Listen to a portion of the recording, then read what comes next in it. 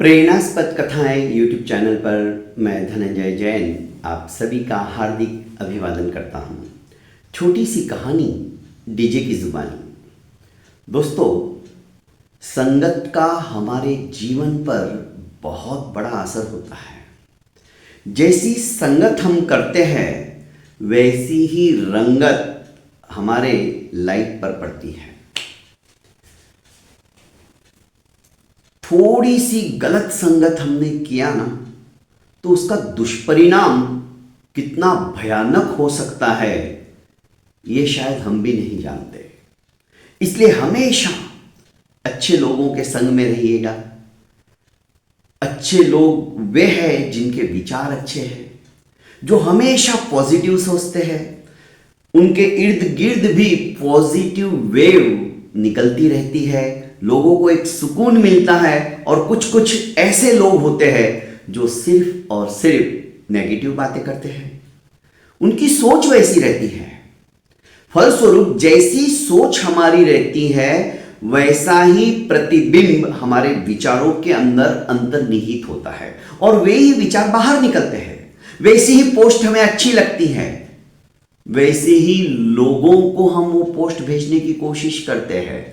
पर लोग बुद्धिजीवी होते हैं, अपना हित और अहित किसमें है वे अच्छी तरह से जानते हैं।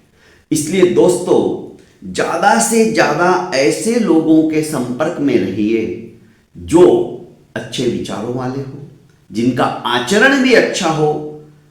सिर्फ वाणी से बोलने वाला अच्छा नहीं होना चाहिए। वाणी से तो मीठे मीठे बोलने वाले बहुत होते मेरी तरह, पर जब तक आप मेरे संसर्ग में नहीं रहोगे, मैं कैसा हूं, मेरे अंदर कितने दुर्गुण हैं, ये आप भी नहीं जानते हो। पर जिस व्यक्ति के वाणी में मिठास है, उसके आचरण के अंदर, व्यवहार के अंदर थोड़ा सा भी आपको फर्क दिखता है ना, तो दोस्तों दूर से ही हाथ जोड़ लीजिए। ऐसे व्यक्ति भी बड़े खतरनाक होते हैं। हमें ऐसे व्यक्तियों को देखना चाहिए, ऐसे व्यक्तियों के पद चिन्हों पर चलना चाहिए, उनका अनुसरण करना चाहिए, जो कथनी और करनी इन दोनों के अंदर खरे उतरते हो, जिनके विचार हमेशा पवित्र रहते हो, जिनकी सोच हमेशा एक कुछ नया करने की होती हो। दुनिया की परवाह किए बगैर वे अपने मंजिल तक पहुंचने का हौसला रखते हो। ऐसे मोटिवेट करने वाले लोगों का साथ यदि हम करेंगे तो जिंदगी के अंदर कभी भी हमें पछतावा या दुख नहीं होगा।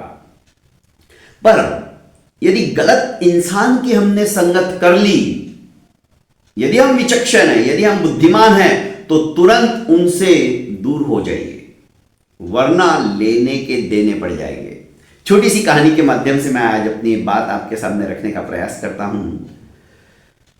एक शिकारी थका हारा आया। उसने खाना खाया क्योंकि पूरे दिन से उसे कोई शिकार नहीं मिला था। पूरा दिन परेशान था, थक गया था। पेड़ के नीचे आके खाना खाके थोड़ी देर के लिए वो सो गया। इतने में एक हंस उड़ता हुआ आया। उसने देखा नीचे शिकारी सो रहा है, पर पेड़ों के पत्तों के बीच में से एक सूर्य की तेज किरण उसके चेहरे के ऊपर गिर रही थी। उसे लगा शिकारी सो रहा है, यह सूर्य किरण उसकी नींद खराब कर सकती है। सज्जन था, दयालु था। हंस जैसे बाहर से श्वेत एकदम, वैसे ही भीतर से भी उसका मन श्वेत था, स्वच्छ था, निर्मल था। उसने अपने पंख फैलाए और इस तरह से पंख फैलाए कि वो सूर्य की किरण उसके पंख पर आ गई और पंख की छाया उस शिकारी के चेहरे के ऊपर पड़ी, ताकि वो आराम से सो सके, उसके नींद में विघ्न ना पड़े। इतने में एक कौवा भी उड़ता उड़ता वहां पर आया और हंस के बाजू में बैठ गया। कौवे ने कहा कि हंस भाई, तुम व्यर्थ के अंदर ऐसे व्यक्तियों के ऊपर क्यों दया करते हो जो कि शिकारी है, समय आने पर वो तुम्हें ही खत्म कर देगा। ऐसे लोगों के साथ शटे शाट्यम समाचरे, जैसे को तैसा का ही व्यवहार करना चाहिए। अरे सज्जनता तुम कब तक अपनाए रखोगे? सज्जनता की चद्दर कब तक ओढ़े रहोगे? वो उपदेश देने लगा, पर सज्जन व्यक्ति कभी भी अपनी सज्जनता से भी बाज नहीं आता और बुरा व्यक्ति अपनी बुराइयों से बाज नहीं आता। हंस समझाने लगा, कोई कैसा भी हो, हमें अपना स्वभाव, अपनी अच्छाई नहीं छोड़नी चाहिए। हमारे कर्म ही हमारे साथ चलते हैं। इस जन्म में नहीं तो अगले जन्म में उसका फल हमें जरूर मिलता है, इसलिए कभी भी अच्छे कर्म करो। पर भला ज्ञान से परिपूर्ण उपदेश उस कौवे को कहां से असर करने वाला था? उसने कहा, तुम्हारी सज्जनता का फल कितना बुरा होता है तुम देखना चाहते हो, देखो। और इतना कहकर उसने उस शिकारी के मुंह के ऊपर बीट कर दी। शिकारी एकदम से पलक झपकते ही उठा। बीट करने के बाद कौवा अनंत आकाश में उड़ गया और उड़ते उड़ते ही देख रहा था अब क्या होगा। जैसे ही शिकारी उठा, उसने ऊपर देखा तो हंस बैठा हुआ था। इसने अपना तीर कमान उठाया और हंस को दे मारा निशाना। हंस फड़फड़ा कर नीचे गिर पड़ा, घायल हो गया। हंस ने कहा, भाई मैं तो तुम्हारी निद्रा भंग नहीं होनी चाहिए, इसलिए सूरज की किरण भी तुम्हारे ऊपर पड़ रही थी तो उसे भी मैंने अपने पंखों को फैलाकर रोकने की कोशिश की। मैंने तुम्हारे साथ अच्छा किया, उसका फल तुमने मुझे ही तीर चला दिया। तुम्हारे ऊपर बीट तो उस कौवे ने की। शिकारी को बड़ा पश्चाताप हुआ। शिकारी उस हंस को अपनी गोदी में लेकर सहलाने लगा और कहा कि हंस भाई, मैं तुम्हें मरने नहीं दूंगा, पर मुझे माफ कर दो, मुझे नहीं पता था।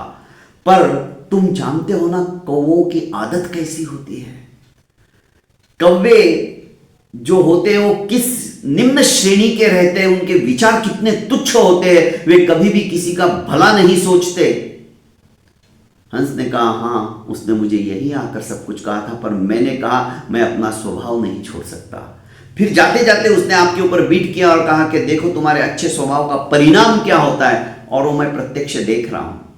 इस बार फिर उस शिकारी ने कहा कि हंस भाई मुझे माफ कर दो, मैंने अनजाने में तुम्हें तीर चला दिया, पर उस दुष्ट कौवे को मैं छोड़ूंगा नहीं। उसके दुष्परिणाम को भुगतने के लिए वो तैयार रहेगा। उसने बुरा किया, उसका बुरा ही होगा। दोस्तों, कहानी आगे यही बताती कि शिकारी तो शिकारी था, वो किसी भी हालत में उस कौवे को छोड़ने वाला नहीं था, चाहे कौवा कितना ही चतुर, चालाक और तीक्ष्ण बुद्धि का क्यों ना हो।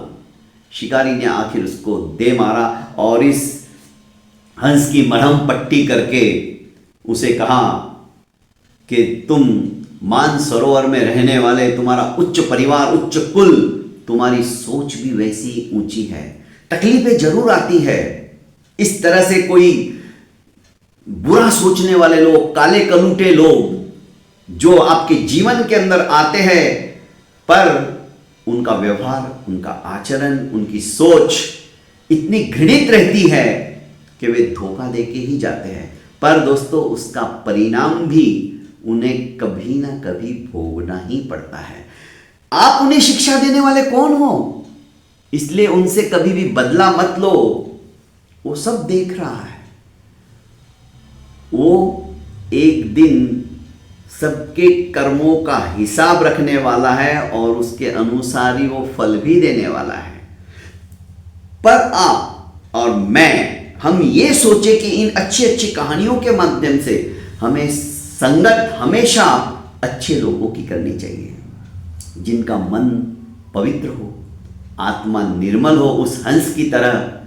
दोस्तों, जरूर हमें मनुष्य जन्म पाकर अच्छे कर्म करने का सौभाग्य प्राप्त हुआ है, तो हम अच्छे कर्म करके अच्छी गति को भी प्राप्त करेंगे। बहुत बहुत धन्यवाद। प्रणाम।